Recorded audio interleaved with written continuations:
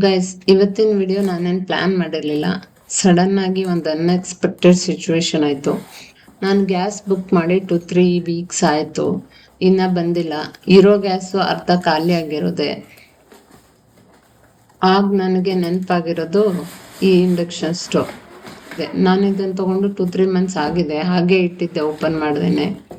ಇವತ್ತು ಫೈನಲಿ ಅದನ್ನು open ಮಾಡಬೇಕಾಯ್ತು. Open ಮಾಡುವಾಗ ಹಾಗೆ ಒಂದು ವಿಡಿಯೋ ಮಾಡ್ಕೊಳ್ಳೋಣ ಅಂತ ಅನಿಸ್ತು, ಅದಕ್ಕೆ ಮಾಡಿದೆ.